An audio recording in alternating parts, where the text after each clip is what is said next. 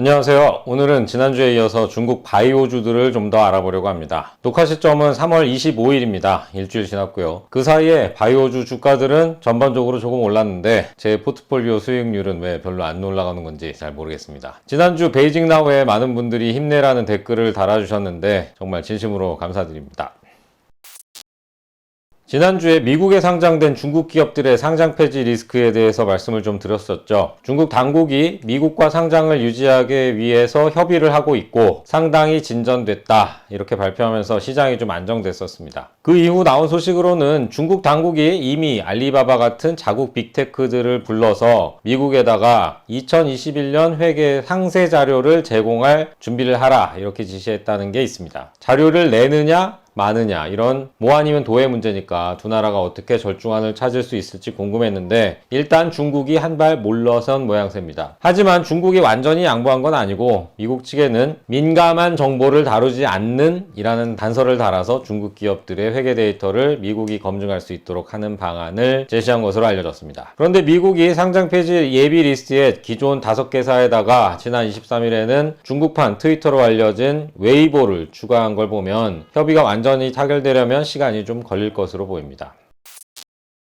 하지만 미중 갈등이란 큰 리스크가 해소된 건 아니죠. 오히려 러시아의 우크라이나 침공 이후에 미중 충돌은 더 심해지는 분위기입니다. 전쟁이 오래가면 어떤 식으로든 중국은 러시아를 지원할 거고요. 미국은 중국에 추가 제재를 가할 것으로 보입니다. 바이오주로 돌아가면 그동안 중국 반도체에 집중해온 미국이 최근 바이오주도 제재 대상에 올렸습니다. 미국이 2월 초에 33개 기업을 미검증 리스트라는 수출 통제 리스트에 올렸는데 우시바이오라는 중국 바이오 기업이 여기에 포함된 겁니다. 우시바이오에 대해서는 조금 이따 알아보도록 하고요. 미검증이라는 건 미국이 볼 때 최종 소비자가 누구인지 제대로 파악하기 어렵다는 얘기입니다. 해당 기업에게 명확히 소명하라 이런 의무를 지우는 리스트고요. 미국 국가안보에 위협이 되거나 중국 군대에 협력하는 기업일 수 있다 이런 얘기입니다. 이 리스트에 올라간 기업에 미국 기업이 특정 제품을 수출하려면 미국 당국의 허가를 받아야 합니다. 우시바이오는 제재 직후 10년 넘도록 미국의 바이오 리액터 같은 장비들을 정당하게 허가를 받아서 구입해왔고 이걸 어디다가 되팔거나 하지도 않았다는 성명을 내놨습니다. 또 코로나19 때문에 미국 상무부가 2년 정도 검증 절차를 진행하지 못했기 때문에 이런 결과가 나온 것 같다고 해명을 했습니다. 이번 미검증 리스트는 대부분 광학이나 반도체 관련 기업들이었습니다. 여기에 바이오가 포함된 건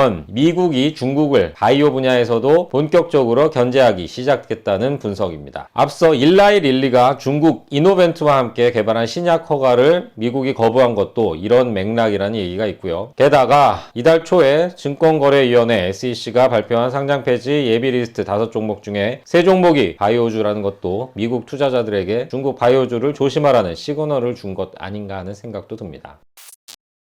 우시바이오는 우시앱텍 그룹의 계열사입니다. 우시앱텍은 중국 바이오 기업 중에 시가총액이 가장 큽니다. 상하이와 홍콩에 상장되어 있고요. 상하이 기준 시총은 3,300억 위안, 약 63조 원 정도 됩니다. 시총 순위는 25위에서 32 사이에서 왔다 갔다 하고 있습니다. 자회사인 우시바이오는 홍콩 상장사고 시총은 43조 원가량이네요. 우시앱텍은 중국식으로는 야오밍 캉더, 우시바이오는 야오밍 성우라고 합니다. 참고로 의료산업 전체로 범위를 좀 넓혀보면 의료기기 업체 마인드레이, 만루이 의료가 시총이 71조 원 정도로 가장 큽니다. 한국인이 가장 많이 투자한 중국 제약사인 항서제약, 헝루이 제약은 44조 원 정도인데 여기도 주가가 많이 떨어지면서 많은 분들이 물려 계실 것 같네요. 참고로 여기서 루이는 한국식으로는 상서로울 서자입니다. 루이신 커피도 이 루이를 쓰고요. 다시 바이오로 돌아가면 바이오 의약품 개발은 개발 기간도 길고 투자도 많이 들어가고 전문성도 있어야 하기 때문에 각 단계를 외부 전문 기업에 위탁하는 경우가 많습니다. 여기서 CRO, CDO, CMO, CDMO 이런 말들이 나오는데요. C는 컨트랙트, O는 오거니제이션이고요. 가운데 바뀌는 R은 리서치, 초기 연구 단계입니다. D는 디벨로먼트, 상용화를 개발하는 단계라고 할 수 있고요. M은 매니팩처링, 생산 단계입니다. CDMO는 디벨로먼트와 매니팩처링을 모두 위탁받아서 하는 회사입니다. 우시앱텍은 스스로를 CRDMO라고 부릅니다. 연구, 개발, 생산 다 받아서 할 수 있다는 거고요. 우시바이오는 우시앱텍에서 CRO 부문이 일부 독립해서 설립된 회사인데 이제는 CMO에서 매출이 절반 이상 나오고 있습니다.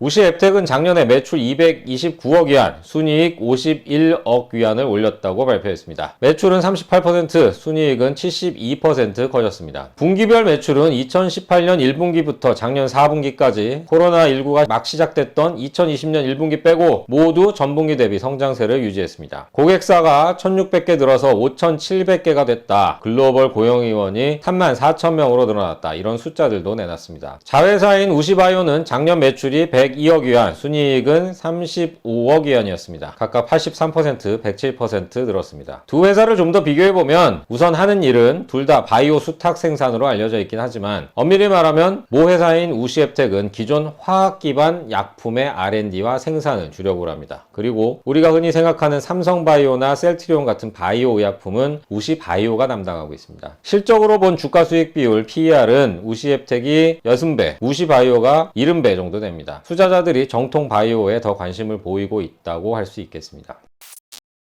그런데 저는 아직 두 종목 중에 투자는 하지 않았지만 둘 중에 하나를 고르라면 우시앱텍으로 가는 게 나아 보입니다. 우시바이오는 최대 주주가 지분율을 계속 줄이는 게 좀 석연치 않은 부분이 있습니다. 우시바이오의 최대 주주는 명목상으로는 바이오로직스 홀딩스라는 기업입니다. 바이오로직스 홀딩스는 우시앱텍 그룹의 창업자인 리거 회장이 사실상 지배하는 페이퍼 컴퍼니고요. 그런데 바이오로직스 홀딩스의 지분율이 2019년 6월 말에는 45%였는데 이게 12월 말에는 40%로 내려갔고 다시 26%, 23% 이렇게 반기마다 줄어들더니 지난 6월 말 기준으로는 17%까지 내려갔습니다. 우시바이오 오너가 왜 지분율을 줄이고 있을까요? 2018년 상장 이후 주가가 계속 오르면서 총 9차례에 걸쳐서 지분을 매각했는데 상당 부분은 모건 스탠리, 캐피털그룹, JP모건 같은 외국 기관 투자가들이 받아갔다고 합니다. 최대 주주가 돈이 필요했을 수도 있죠. 그래도 좀 의심을 해보자면 오너 자신은 우시바이오 성장에 한계가 온 것으로 보는 것 아닐까 하는 점이 있고요. 또 하나는 이번에 미국의 미검증 리스트에 들어간 걸 보면 우시바이오가 진짜로 중국 인민해방군과 뭔가 연결된 부분이 있지 않을까 하는 생각도 듭니다. 이건 어디까지나 제 상상입니다.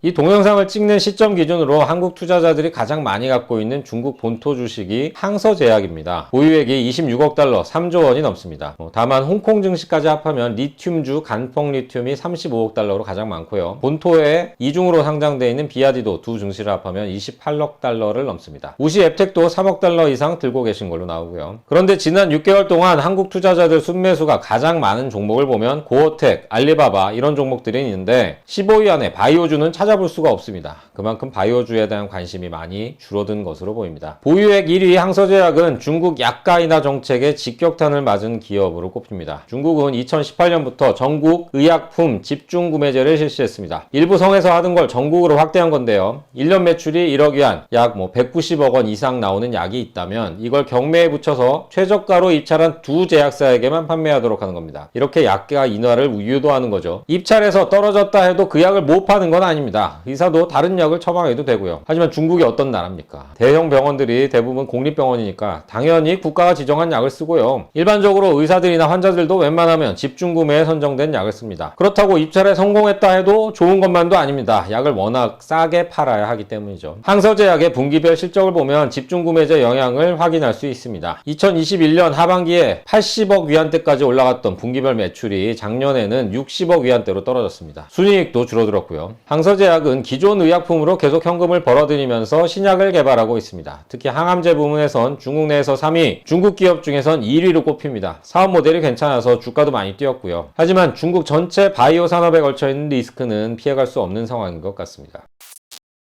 다음은 제가 마이너스 60% 이상 손실을 내고 있는 신다성우라는 종목입니다. 홍콩 증시에 올라가 있고요. 시가총액은 450억 홍콩 달러, 약 7조 원 내입니다. 주가 그래프를 보면 한때 100 홍콩 달러도 넘었던 주가가 지금은 30 홍콩 달러대로 떨어졌습니다. 영어로는 이노벤트 바이오로직스인데 한국에선 신다보다는 이노벤트로 더 많이 알려져 있습니다. 이노벤트는 유전학 박사이자 스촨대 교수인 위더차오가 2011년 설립한 회사고요. 여기도 항암제에 주력하고 있습니다. 위더차오 외에 싱가포르 테마색이 10% 정도 지분을 투자했고요. 미국의 제약사 일라이 릴리도 5% 지분을 갖고 항암제를 함께 개발하고 있습니다. 한미약품하고도 2017년부터 차세대 항암제를 개발하고 있습니다. 항암제는 예전에는 암세포를 파괴하면서 주변 정상세포까지 다치게 하는 부작용이 있었는데 그 다음에는 암세포만 골라 죽이는 표적 항암제가 나왔고요. 또 사람 몸의 면역세포가 스스로 암을 치료하도록 하는 면역 항암제도 나왔죠. 이노벤트나 다른 글로벌 제약사들은 표적과 면역 기능을 모두 갖추고 있는 차세대 항암제 개발에 열중하고 있습니다. 이게 성공하면 항암제 시장도 큰 변화가 있을 거라고 합니다. 이노벤트 실적을 보면 작년 상반기에 매출 19억 이안에 영업손실 11억 이안을 냈는데요. 2020년 상반기와 비교하면 매출도 2배,